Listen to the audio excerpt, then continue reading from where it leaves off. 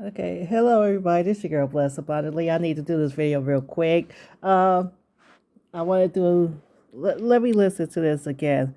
I just see this tonight and I could not believe it. I heard people talking about it. I just can't believe this. Hold on for a second. I might have turned the TV down, so hold on for a second. I need to find a remote. Oh my God. I gotta do this real quick because I gotta go to bed. Oh, okay. Get up off that floor. That ain't nobody but. Hold on for a second.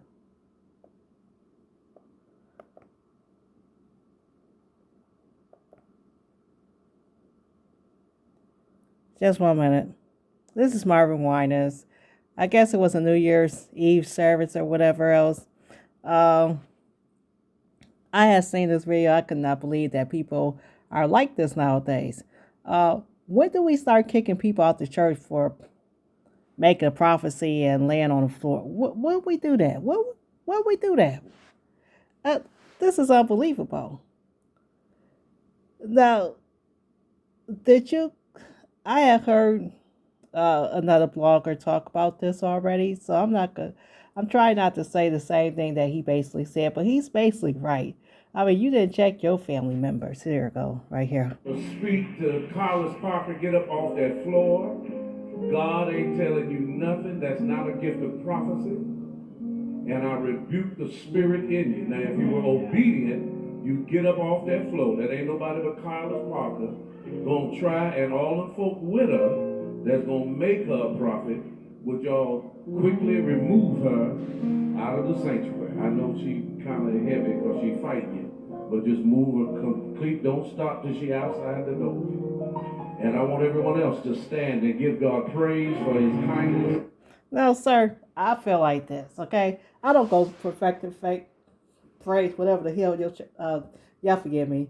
I do use that word a lot. Hell, I'm sorry. I'm not trying to cuss nobody out. I don't use any other cuss words. But why in the what the? Let me listen to this again. Hold on for a second. I know I just didn't hear this. Somebody just kicked somebody out the church because they was prophesying. Are you serious? Uh, You kicked somebody out the church because they was prophesying? When we do that? Now, did she get up there and disrupt the service? I'm sure she didn't. I mean, I could see if she was sitting there doing that stuff while you was preaching and causing a disruption in the service. I want to speak to Carlos Parker. Get up off that floor. God ain't telling you nothing. That's not a gift of prophecy. And I rebuke the spirit in you. Now, if you were obedient, you get up off that floor. That ain't nobody but Carlos Parker. Gonna try, and all the folk with her that's gonna make her a prophet, would y'all quickly remove her out of the sanctuary? I know she kind of heavy because she fighting you, but just move her complete. Don't stop till she outside the door. And I want everyone else to stand and give God praise for his kindness. Okay, that was totally wrong. Are you serious? You kicked her out the sanctuary because she was on. I thought people did that in church, laid on the floor. If they have a word, they might say, Pastor, could I say something? I have a word that the Lord was giving me, or is it okay if I give a word of prophecy or something like that? People have laid out on the floor, and I know they do that. Now, if y'all start to learn about the Kundalini spirit that's in the church nowadays, there was a way to do that. To say, okay, we have a false spirit in the church nowadays that's making people shake and quake and fall all over the place, just like they do over there in India and Hinduism. Because you got people that's teaching Hinduism and stuff in the church. I'm going to talk to you guys while I'm turning off this computer. But this is ridiculous. That people are getting kicked out the church. And I remember years ago when I seen somebody getting kicked out the church. And for some reason, the Church of God in Christ don't deal with casting out spirits. Apostolic do. Church of God in Christ don't. They throw you out. They don't throw the spirit out. They don't throw the evil spirit out. They don't deal with casting out spirits or nothing like that. I was up under Church of God in Christ. I believe that up under the Church of God in Christ, I only believed in one devil. I didn't know it was, demons, nothing like that. We never touched on that. I didn't even know nothing about demonology and none of that stuff. We only believed that we thought we was fighting against one devil. We thought that denomination was the only one that was going to heaven and everything else.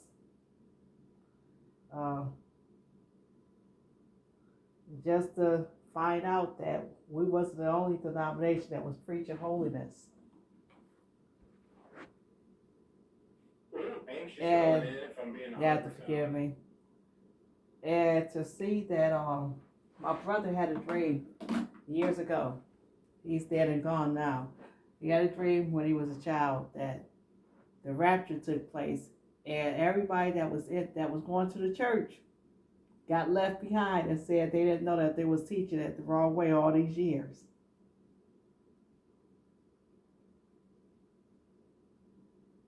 And that was kind of funny because that was around the time that we had watched this rapture movie and everything called Left Behind. So I'm disagreeing with that whole thing. I think that Bishop Marvin Winans, you was wrong for telling that lady that she didn't not have the gift of prophecy, that ain't God that would speak to her. That could have been God that would speak to her because Bishop Gilbert Patterson did the same thing to somebody else when he told them that the general board was on dying. You see what happened to half the general board of the Kojic church. That corona came through there and a lot of them left here. They didn't cross over to 2021. But because the prophecy didn't come to pass in 2006 or whatever he spoke it, he got kicked out of the church too. I think for some reason or another, you could have did that another way. You could have waited after service to talk to her or something like that. Because sometimes God could be warning, and just because she's not a certain person, she don't have a certain status, she don't look a certain way, you might dismiss her. And there's a lot of people, even my father, my adopted dad, who is dead and gone now. There are people now who he wouldn't have never allowed to become ministers, preachers at all. They wouldn't have never became preachers up under his ministry. And these were people who loved him too. People who was faithful up under the ministry. They, they don't know it, and I do, because I used to hear the conversation every morning, including myself. They wasn't going to allow me to become no preacher or nothing like that neither, because they look down on people like them. Those people didn't even know it. They felt like some of those people that was working at Burger King and stuff, they felt like they wasn't educated enough, that they was too mentally slow. They felt like they had their reason for different ones. And everybody who they looked down on, when I became friends with them on Facebook, they were preaching. They were ministers. Somebody else saw something different in them.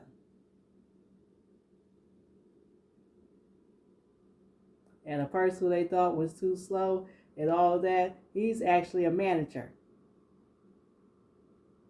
Because somebody thought he wasn't. And that was the guy who played the organ for us, never had a lesson in his life. Just knew how to play it by ear. Played for different choirs and everything.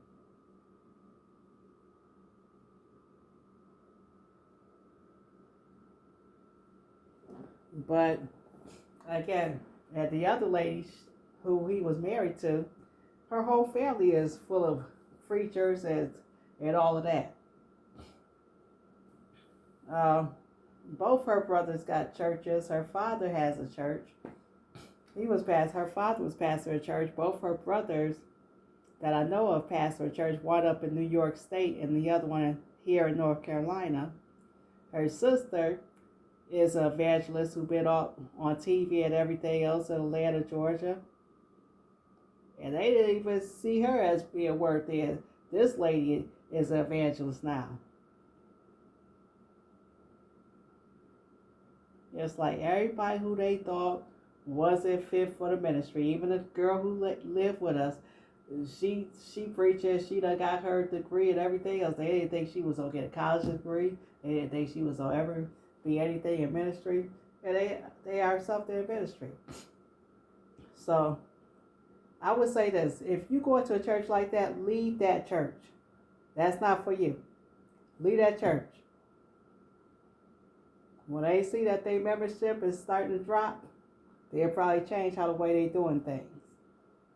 There's too many churches out there, and there are people out there who are trying to do things right, who have a heart for the people and everything else. It might not be with these folks that's on TV and everything else.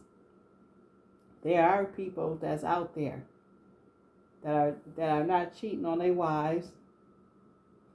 They don't have their family member ain't scheming money.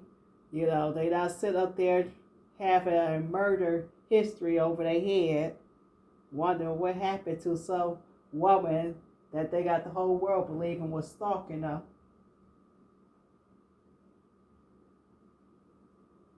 You don't hear that, there are pastors out there who don't have no gay rumors about themselves, You don't have to guess if they got a wife and a boyfriend or something like that. There are pastors out there who are faithful to their wife. They're not sleeping with the women in the churches and all of that. You can find a church. Now, this one I want to say to Charlene Jones. I think that you're dealing with a spirit of fear. And your situation is a little bit similar to mine because I'm going to tell you about my situation. I think that you need to go to a counselor or somebody that can help you because I don't think that Juanita Bynum and this guy, your ex-husband, I don't think they have cameras in your apartment, and I'm sure they're not hacking your phone or nothing like that. Juanita Bynum got a whole lot of other things that she's doing right now and involved in. She tried to, she got to fly back and forth for that TV ministry, and she's in New York, and then we're dealing with this pandemic still on top of that. I do believe you when you said that your husband had slept with Juanita Bynum if he knew her and stuff. That's a possibility that could have happened. I'll just say is I dealt with the same thing dealing with another situation. When I left Atlanta, Georgia to take a job in Alabama, I felt like the church I was up under, was telling people stuff about me. There was stuff that was flying about me. Don't get me wrong. I allowed a person who I allowed to live with me. He knew that I was in school for aviation. And anybody could just go up there and just tell somebody something or find out that somebody that they know go to that school, and then have them spread what they need to spread. Southern people, they don't have to get to know you. All they have to do is just see that, you think people is doing this and that to you. And they'll use those people, names, to keep you in fear.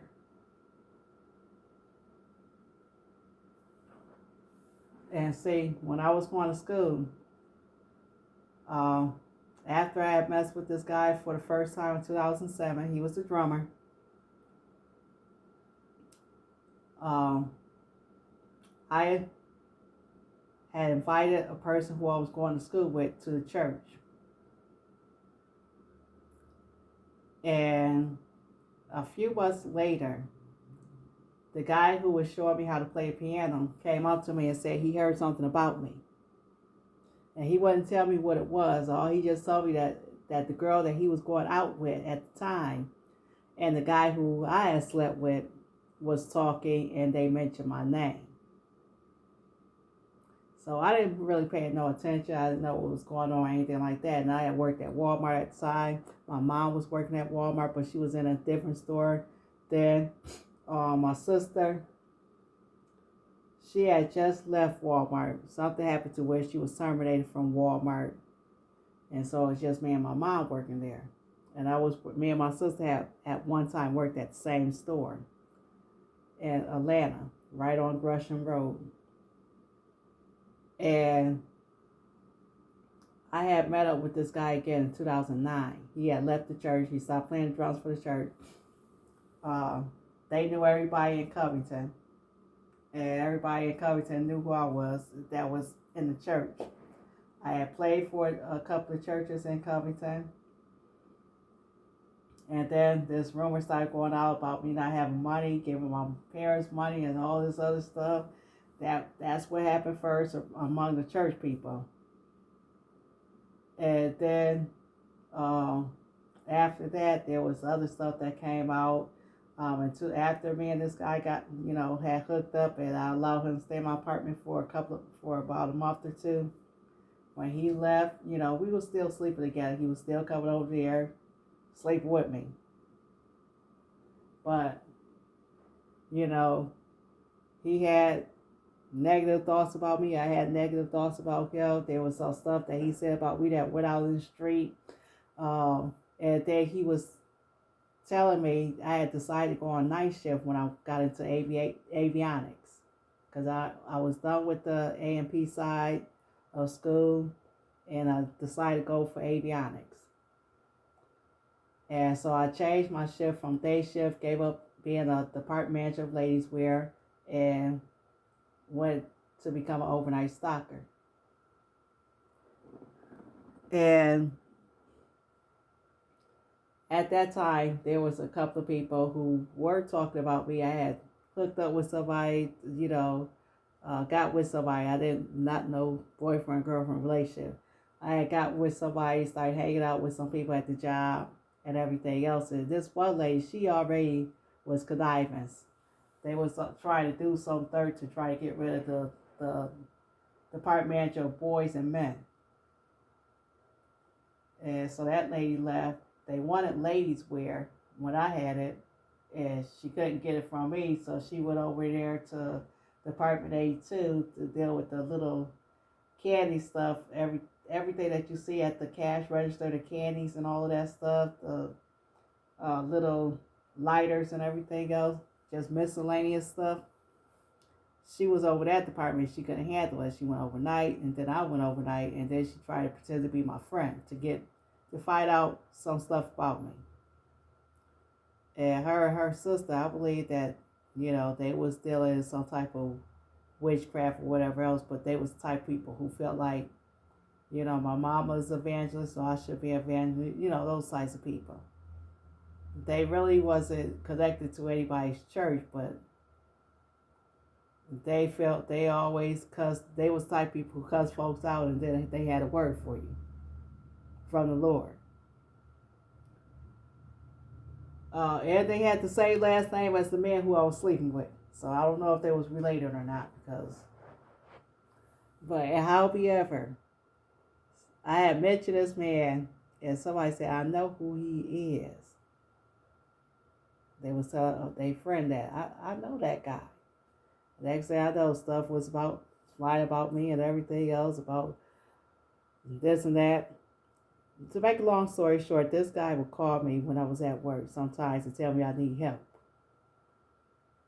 They know what he was talking about, but I started feeling like I need to protect myself.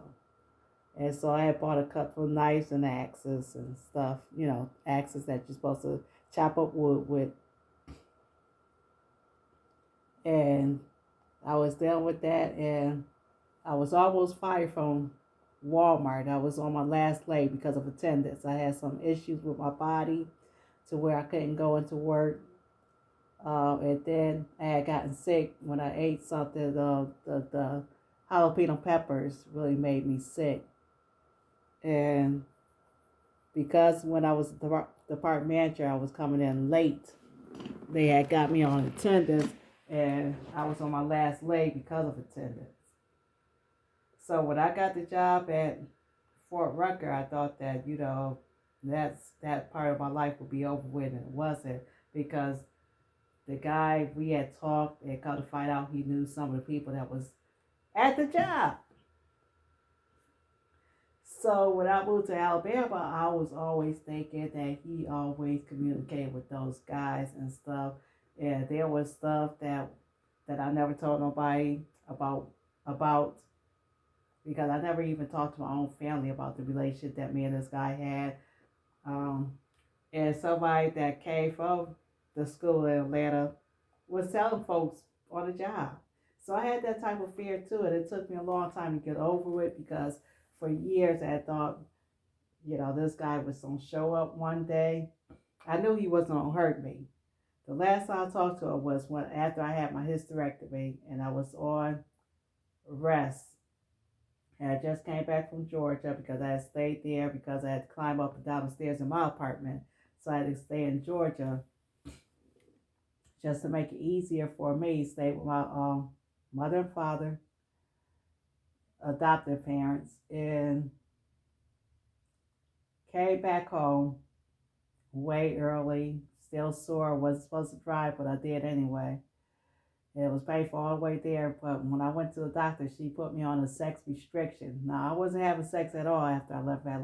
After I left and moved to Alabama, he calls me, and it's New Year's because I had the surgery in November. He calls me and wanted to meet up with me in Georgia. Wanted to know was I coming to town and everything else. I didn't return any of his calls or he called and then he texted me to see if I was coming. I didn't pick up the phone to talk to him. When I refused to return his calls and his texts, I never talked to him ever again. Now, when I talked to him during, that first year in Alabama, he was telling me he was going to kidnap me. I didn't know what that was, but when I mentioned that in an apartment, and that's one thing about those apartments, those walls are thin. And again, people will use that.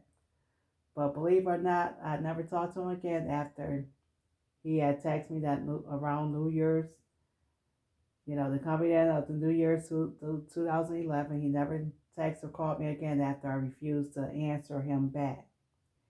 But there were people, when I walked outside, because the laundry room was right there, and when I would walk outside my apartment to go check on my clothes, there would be some guy standing right there on the phone, pretending like he was talking to somebody. And that happened a couple of times.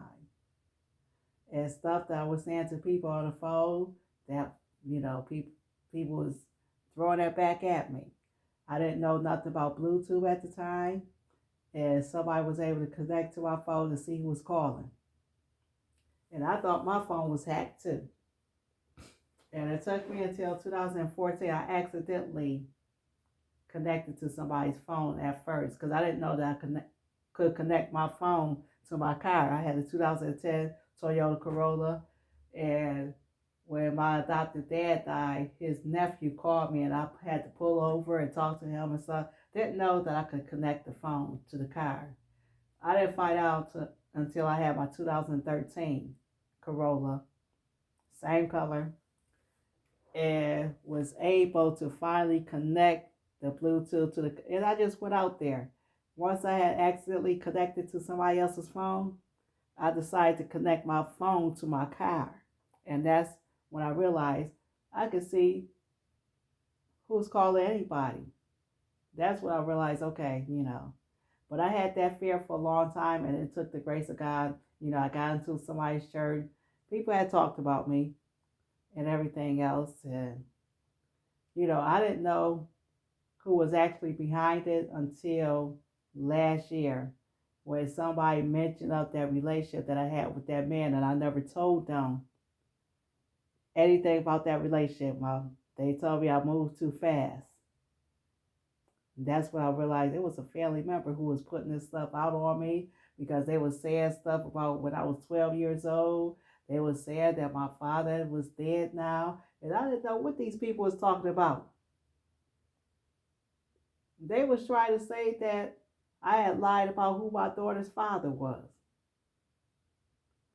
And then they thought that the man who I was with in 2009 was my uncle. They thought he was a dark-skinned short man, and that dark-skinned short man in Albany, Georgia was my biological mom's brother.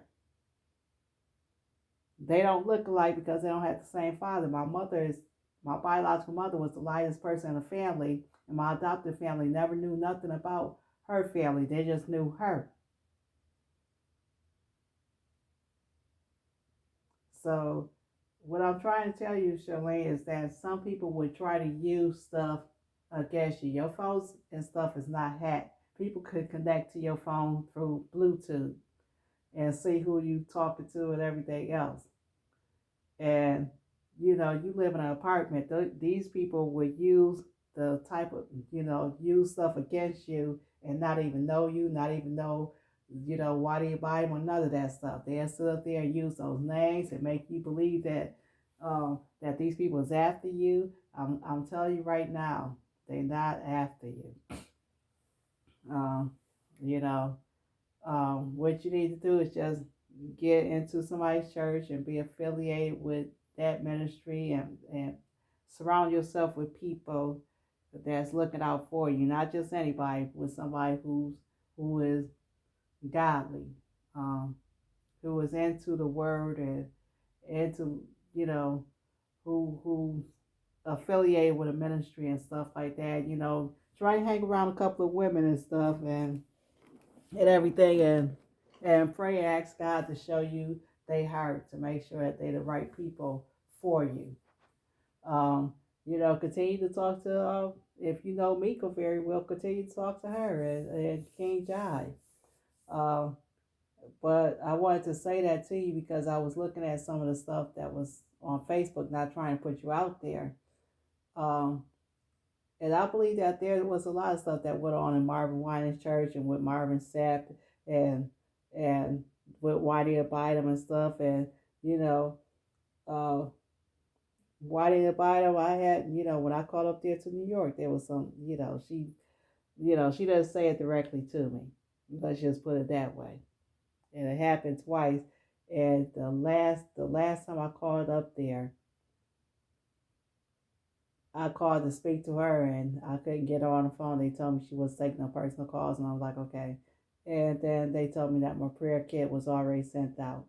But it was like over a month later, and they started sending everybody else out and stuff like that. But I had been in churches where I was, giving and stuff, but because they heard that I wasn't a giver when I was in Georgia, you know, it was just a lot of stuff that was going on. But I had to be happy with who I am. I have to be happy with, and when I think about it now, if I look at it, 2000, if I had to be praying out loud and doing some of this crazy stuff that I was doing in 2010, I wouldn't have had no problem with nobody in Alabama at all. So I had to put most of the blame on me.